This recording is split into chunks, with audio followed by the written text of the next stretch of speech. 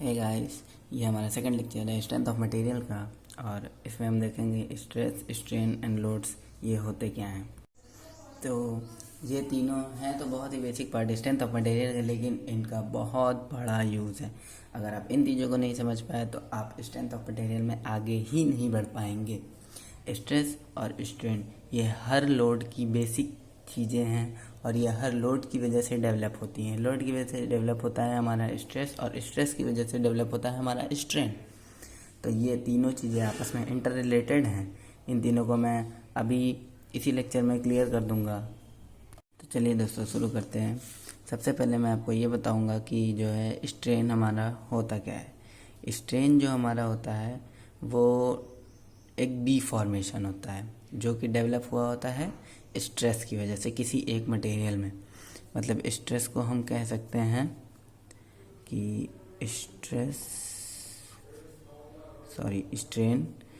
Strain is the deformation in any material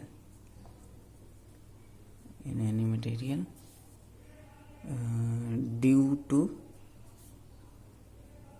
stress exerted on that material।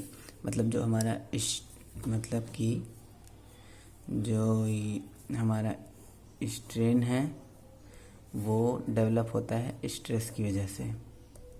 किसी भी material में जो भी डिफॉर्मेशन आता है उसकी जो डायमेंशंस होती हैं, ओरिजिनल डायमेंशंस में चेंजेस आते हैं, वो हमारा स्ट्रेन होता है। और वो होता किस वजह से है? स्ट्रेस। स्ट्रेस को हम प्रेशर भी बोल सकते हैं और टेंशन भी बोल सकते हैं।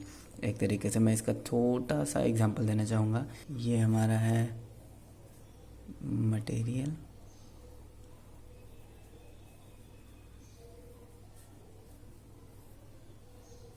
ठीक।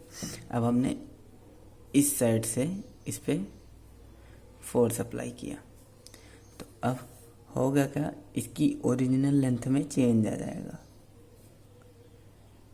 इसकी जो लेंथ होगी वो कुछ इस तरीके से हो जाएगी।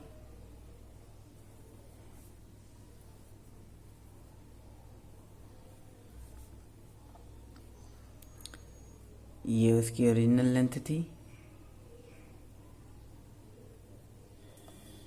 और हमारा ये अब यहाँ पे शीयर डेवलप होगा जब हम यहाँ से स्ट्रेस लगाएंगे।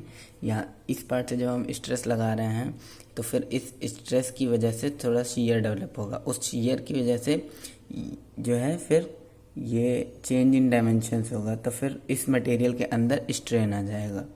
इसी चीज़ को डिफॉर्मेशन बोलते हैं कि ये अपनी ओरिजिनल डायमेंशन से चेंज होकर के किसी दूसरे डायमेंशन में चला जाए। और इन दोनों को सिंपली एक और चीज़ से डिनोट किया जाता है, ratio of its change in length and original length. मतलब चेंज इन लेंथ को हम दोस्तों डिनोट करते हैं एल, डेल्टा एल से, और ये ओरिजिनल लेंथ हमारी इसकी एल होती है। ये हमको आगे कई जगह देखने को मिलेगा दोस्त। तो सही है, देखते हैं आगे और क्या चीज़ें हैं। तो अब मैं आपको समझाता हूँ कि लोड्स क्या होते हैं। लोड दरअसल कुछ नहीं होते हैं, एक प्रेशर ही होते हैं, एक तरीके से प्रेशर होता है। तो लोड्स होते कितने प्रकार के हैं? मोस्टली ये सिर्फ 3 टाइप्स के होते हैं। लोड्स हमारे टोटल 3 टाइप्स के होते हैं। एक होता है हमारा पॉइंट लोड, जिसको हम कंसंट्रेटेड लोड भी बोलते हैं, कंसंट्रेटेड लोड। और बाकी के 2 हमारे डिस्ट्रीब्यूटेड लोड में आते हैं, यूनिफॉर्म डिस्ट्रीब्यूटेड लोड और एक यूनिफॉर्म बेयरिंग लोड। तो गाइस इन तीनों लोड की हमें बहुत अच्छे से प्रॉपर नॉलेज होनी चाहिए, बिना इसके हम आगे के शियर फोर्स डायग्राम और बेंडिंग मोमेंट डायग्राम में थोड़ा सा डिफ़िकल्ट आएगा। अगर हम इसे नहीं समझ पाएंगे तो फिर हमें इसको वहाँ पे पढ़ना पड़ेगा, इसलिए मैं आपको यहीं से क्लियर करते हुए चल रहा हूँ। तो पॉइंट लोड, जैसे कि इसका एक एग्जांपल देता हूँ छोटे से। सपोज़ करिए ये हमारी कोई बीम है,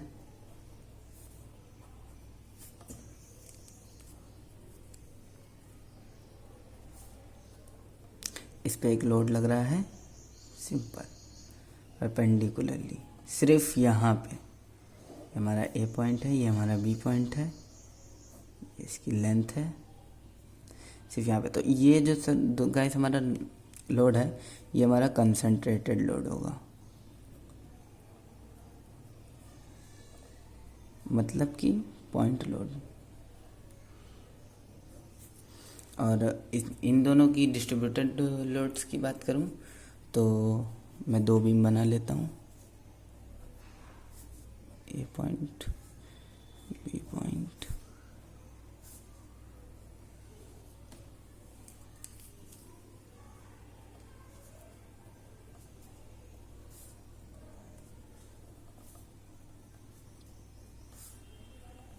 तो दोस्तों सबसे पहले देखते हैं यूनिफॉर्म डिस्ट्रीब्यूटेड लोड।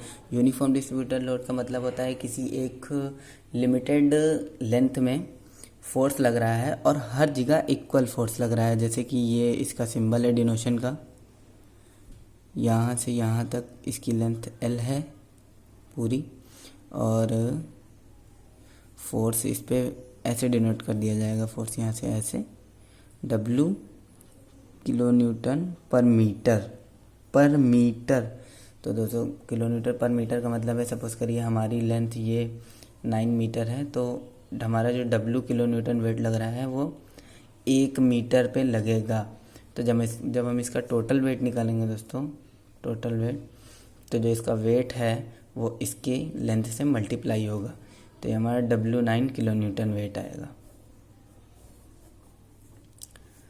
और ऐसे ही देख लेते हैं ये यूनिफॉर्म वेयरिंग लोड।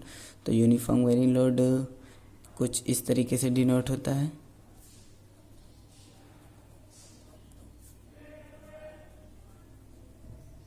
कुछ ट्रायंगल के फॉर्म में इसका सिंबल होता है, और ये इसी तरीके से एक्ट करता है। इसमें भी W किलो न्यूटन पर मीटर के हिसाब से करते हैं, पर इसका टोटल वेट कैलकुलेशन का थोड़ा सा फार्मूला चेंज है।